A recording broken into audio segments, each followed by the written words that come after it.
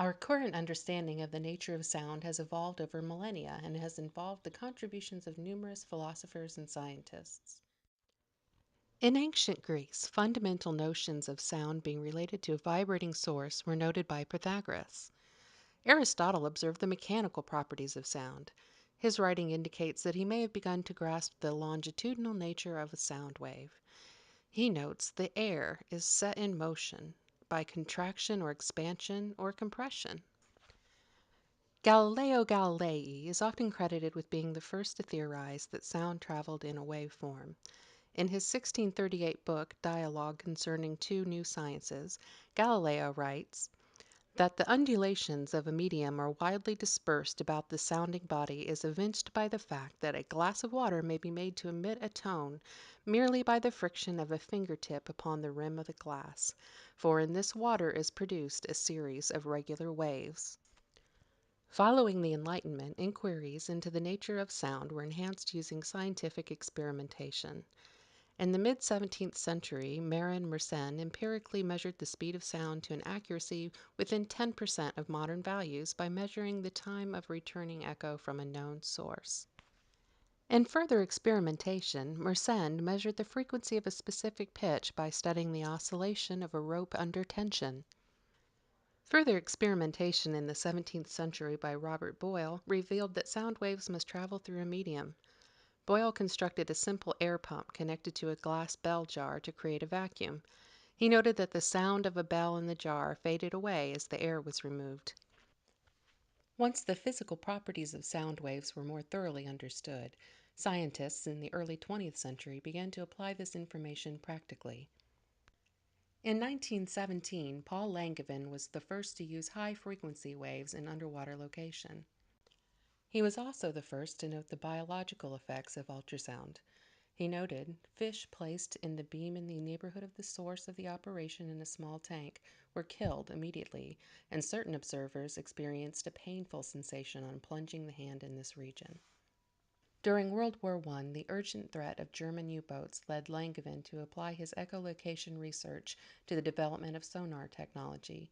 He created a sound-generating device using a quartz crystal and two metal plates, which is widely considered to be the prototype for modern ultrasound devices. Sonar technology continued to expand throughout the early 20th century in response to the proliferation of submarine warfare. However, in 1942, it was Carl Dusek who was the first to use ultrasound as a diagnostic medical tool. Applying the advanced sonar technology, he attempted to find brain tumors by analyzing ultrasound beams as they passed through the skull. Dusek created what he called ventriculograms, or images of the ventricles of the brain. He used two opposing ultrasound beams operating at 1.2 megahertz and 1/10 of a second pulses. The patient's head was immersed in water, and variations in the amount of the beam passing between the transducers was recorded as spots of light onto heat-sensitive paper. Modern science has demonstrated that sound is composed of longitudinal mechanical waves.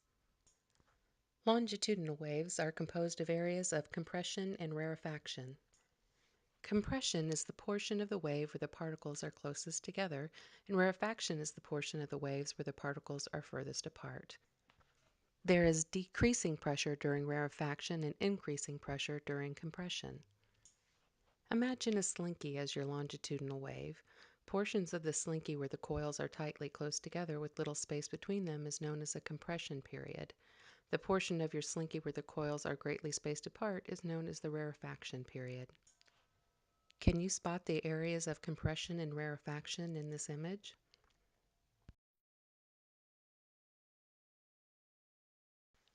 One compression rarefaction cycle is equal to a wavelength. Frequency and wavelength have an inverse relationship. As your frequency gets higher, your wavelength gets smaller. This relationship explains why higher frequency transducers produce better axial resolution in ultrasound. Here we see the relationship between wavelength, frequency, and axial resolution demonstrated in a phantom. As you can clearly see in the phantom, as the frequency increases from left to right, so does the axial resolution.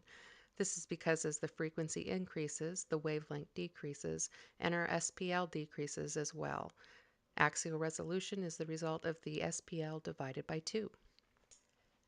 Here you can see how better axial resolution allows better visualization of cardiac structures.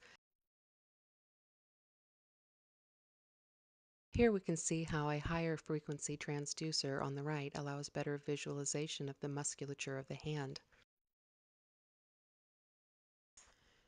Here you can see how choosing a higher frequency transducer as well as a better imaging window visualizes a fetal heart more completely.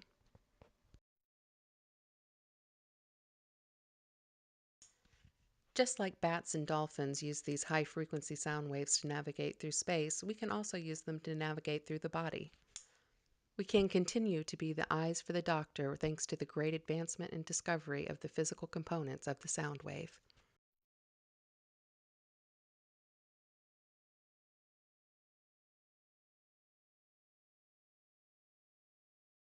You're going to make me say your last name again. No, Joy it's okay. DeBoer. Joy DeBoer, this is Kayla, and we're both first-year ultrasound students. And for our ultrasound physics class, or instrumentation, we need to do a presentation about waveforms, and I thought it would be a great idea if we came in here and talked about what you're learning about waves and how it's going to apply to your actual ultrasound career, because this information can be used practically on how you create images. So, before we get too much further along, I'm going to start out by talking about the inverse relationship between wavelength and frequency. And this is important for ultrasound. We'll demonstrate in a minute why. As you can see, we're at 20 hertz now. If I increase this, we went from 1, now we've got 3 waves here. And as you can see, as the frequency went up, the wave length went down. We got, it's a smaller space now. And I like to think of it like this. As long as your velocity is same, that's like the wave is traveling the same speed. If you have a certain amount of space, if you have, or I'll ask you guys, if I have 10 waves as opposed to 2 waves in this space, how big are the waves going to be? If they're 2, will they be bigger or smaller waves in this space? Yeah. And that's basically what's happening here. We put more waves in the same space. Now, so why do we care? Why is this important to ultrasound? Well, it turns out that it affects your axial resolution. Have any of you guys taken SOS yet? Yeah, so basically your axial resolution is the resolution from the top of your screen to the bottom of your screen. And that's just how little the objects are that you can see between them. And so if this is your wavelength, if you've got two objects right here, and the wavelength won't fit in between them, the ultrasound machine is just going to think it's one thing. It's not going to know. So the smaller your waves, the better axial resolution you have. And specifically, we determine this by what's called spatial pulse length divided by 2. And what that means, and it sounds complicated, but it's not really, it's just how many waves are getting sent out for each pulse. Because the ultrasound machine, it sends out a pulse, and then it listens for the echo to come back. Because if it didn't listen, it couldn't tell how far away the echo was. It wouldn't know where depth-wise to put the information. So the spatial pulse length is just how many waves it's sent out in the pulse. And then we divide that by 2, and that's how small a thing you can see. And the higher the frequency, the smaller the stuff you can see. So why wouldn't we always just use a higher frequency? Does anybody know? Why would we just use the highest frequency we can? Because we don't always. Because of superficial, for superficial, you need less?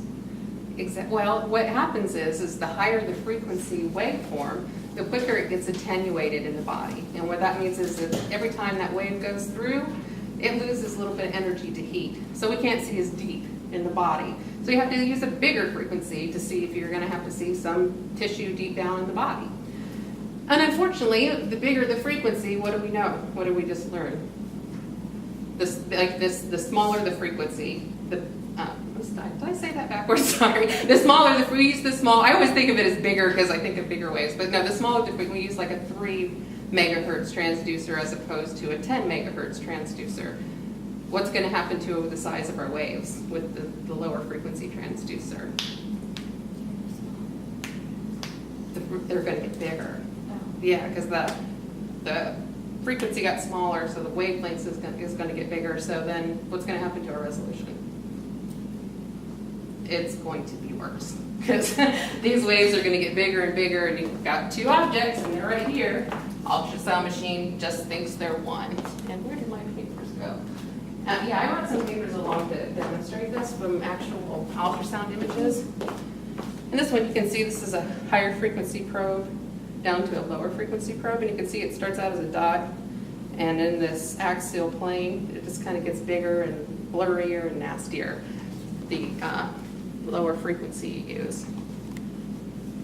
And this is an actual ultrasound image at different frequencies, and if you look up here, you can see there's a lot more detail with the higher frequency probe.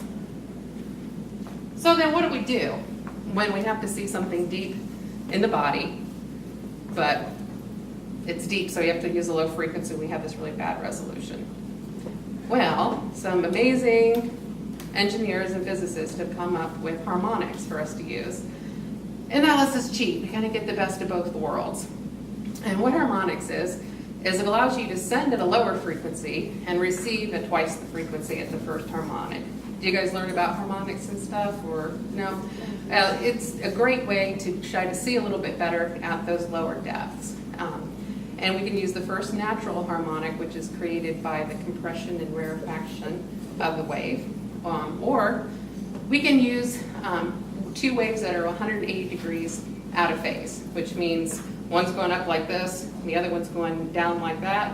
And did you guys learn about destructive interference? That's Wednesday. That's Wednesday. Well, just a little preview. They cancel each other out, and the first harmonic is doubled in strength. So we can, again, get that depth with the lower frequency and get the resolution on the way back with the higher frequency. And did you want to go ahead? Okay, so wavelength and frequency, they both can have effect on the image that we see on our screen. In ultrasound, there's something that's known as artifacts, and it's simply just what the name sounds like. It can make it look like there's something that's there that really isn't there. And one artifact that I thought that I would bring into this is something that's called refraction artifact, and it's when the wave goes down and it hits your structure at the critical angle, and then it displaces like another copy of like what you're looking at lateral to it. So it's like almost like you have two of the same thing right next to each other on your screen. And an ultrasound wave, it is a longitudinal mechanical wave, and the mechanical portion of this is why that happens, because a mechanical wave needs a medium to propagate through, which the medium would be the body. And there's different tissues in the body, and like each of them have different propagation velocities and everything. So another one that you can bring up is called speed error, where we just assume that everything has the propagation velocity of 1540 meters per second, which you'll see isn't necessarily true. Not every tissue in the body is going to have that propagation velocity. So if it has a faster propagation velocity, it's going to come up and look a little different and look like it's displaced a little differently on your screen. And I know the one example that we've seen of that really well is like somebody doing an ultrasound guided biopsy, and you watch the needle going in, and as soon as the needle hits a tissue that's a different structure, the needle is almost like this is the end, and then it's just displaced at like a different level because it's hit a different propagation velocity. I just thought that those were two nifty artifacts to kind of pull it into how this is going to be something that you'll see when you do start learning a little more and building on it, because everything just builds and builds in ultrasound. Okay, did you guys have any questions for us? No? Okay, well, thank you very much for letting us come to your class and talk to you today. I hope we Step before a higher transmit frequency is used to ensure better detail resolution, but like everything, this comes with a disadvantage, such as greater attenuation. This is where harmonic imaging comes into play. Harmonic imaging is defined as transmitting at a lower frequency, but receiving at a higher frequency to yield for better resolution. Harmonics uses nonlinear wave propagation through the body. During the compression phase of a wave, the propagation speed slightly increases due to the material becoming more dense, and during the refraction of a wave, the propagation speed decreases slightly due to the medium becoming more elastic. These changes in waveform lead to the generation of tissue harmonics. Because of harmonics, we are able to achieve maximum intensity at an optimum depth below the surface. The advantages of harmonics are an increase in axial and lateral resolution, but a decrease in reverberation and side lobe artifacts, with an increased signal-to-noise ratio, creating an overall better image.